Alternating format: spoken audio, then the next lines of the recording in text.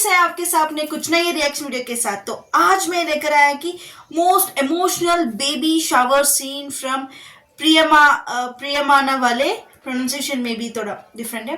प्रियमाना वाले ये तो विजय तलपति एंड सिमरान जी का है।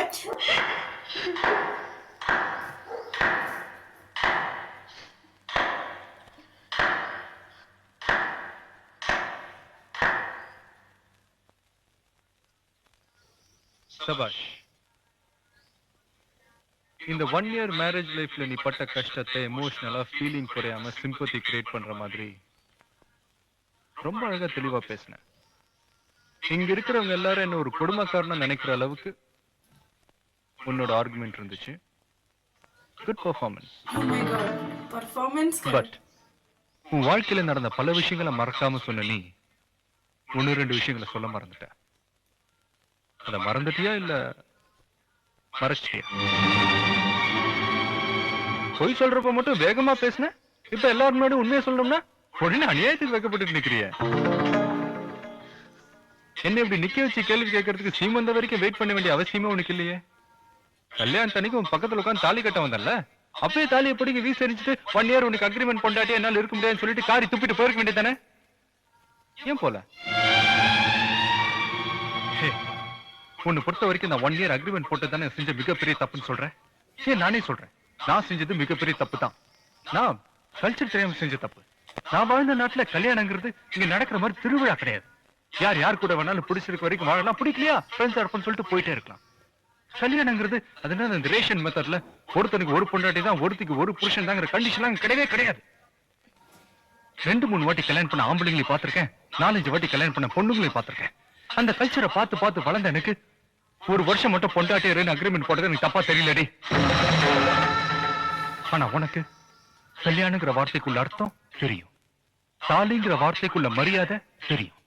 நல்லவனும் கெட்டவனும் எவன் புருஷனா வந்தாலும் கடைசி வரைக்கும் அவனோட தான் வாழணுன்ற சம்பிரதாயம் உனக்கு தெரியும். இதெல்லாம் தெரிஞ்ச நீ எதுக்காக 1 வருஷம் மட்டும் பொண்டாட்டி இருக்கேங்கிற அக்ரிமெண்ட் கையெழுத்து போட்டேன்ற விஷயத்த எமோஷனலா நீயே சொல்லிரு. சொல்லு. ஏன் தலை கொஞ்சம் நிக்கிற? ஏன் விஸ்வநாதனோட பையன் கல்ச்சர் தெரியாம தப்பா வளர்ந்துட்டு வந்துட்டான், அவனை நம்ம கல்யாணம் பண்ணிட்டு திருத்துவோன்றதுக்காகவா? இல்ல தாய் எல்லாம் வளர்ந்ததுனால தப்பா வளர்ந்துட்டான், அவனுக்கு நம்ம பொண்டாட்டிக்கு பொண்டாட்டியா தாய்க்கு தாயா இருந்து வாழ்க்கை புரிய போன்றதுக்காகவா? இதெல்லாம் எதுவுமே இல்ல. உங்க அக்காக்கு ஹார்ட் ஆபரேஷன் பண்றதுக்கு பணம் வேணும்,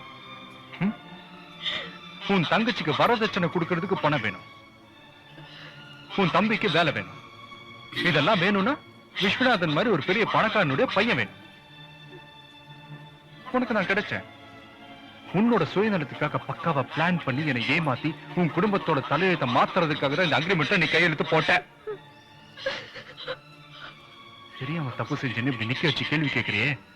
தெரிஞ்ச தப்பு செஞ்சவன என்னடி பண்றது? அது என்ன சொன்ன? அவருக்கு மூடு வரும் போதெல்லாம் அக்ரிமெண்ட் பொண்டாட்டி நான் அவரை சந்தோஷப்படுத்துவேன் வாய் கூசாம சொல்றேன். நீயும் நானும் 1 இயர் கிட்டத்தட்ட 365 நைட் ஒன்னா ஒரே பெட்ரூம்ல மீட் பண்ணிருக்கோம். பல நாள் நிதானத்துல இருந்திருக்கேன், பல நாள் போதையில இருந்திருக்கேன். என்னைக்காவது ஒரு நாள் தப்பான எண்ணத்தோட நான் அவனை தொற்றுப்பேனா? என்னமோ ரேப் பண்ண மாதிரி பேசிட்டு இருக்க. விருப்பம் இல்லாம விபச்சாரம் இருந்தா கூட தொடக்கூடாதுன்றது என்னோட பாலிசி. நீங்க விருப்பப்பட்டு தொட்டப்ப அதை அக்செப்ட் பண்ண. இந்த கண்ட்ரியை பொறுத்த வரைக்கும் பொம்பளைங்களை மயக்கிறதுக்கு ஆம்பளைங்க அதிகபட்சம் செலவு பண்றது ஒரு முழம் மல்லிகைப்பூவும் ஒரு பேக்கெட் அல்வாவும் தான். எனக்கு அதெல்லாம் தேவையே இல்லை. சின்னதா ஒரு ஸ்மைல் போதும். 1 வருஷத்துக்கு ஒரு பொண்ணோட, 1 மணி நேரத்துக்கு ஒரு பொண்ணோட என்னால இருக்க முடியும். அந்த கெப்பாசிட்டி எனக்கு இருக்கு. ஆனா நான் அப்படிப்பட்ட கேரக்டர் இல்ல. ஐ அம் நாட் a womanizer. நீ என் கூட இருந்த காலத்துல நீ என்ன லவ் பண்ணி இல்லைன்னு எனக்கு தெரியாது. ஆனா நான் உன்னை விட்டு பிரிஞ்சதுக்கு அப்புறம் நான் உன்னை லவ் பண்ணிட்டு இருக்கேன். சின்சியரா லவ் பண்ணிட்டு இருக்கேன்.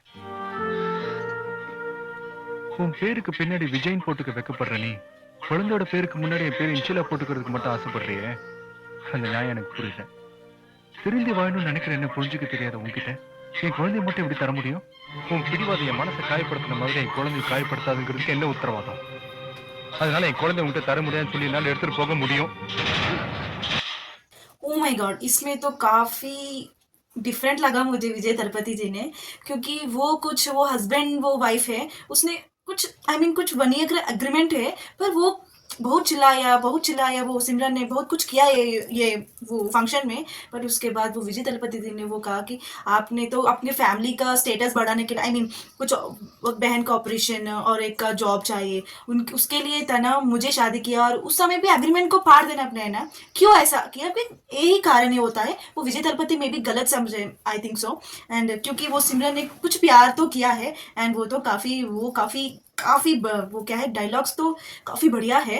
एंड कमाल थी है कमाल। एंड विजय दी तो काफ़ी यंग है, वो तो पुराना कलर। कमेंट करो, and if like this video please like share subscribe to our channel real reactions. Bye bye.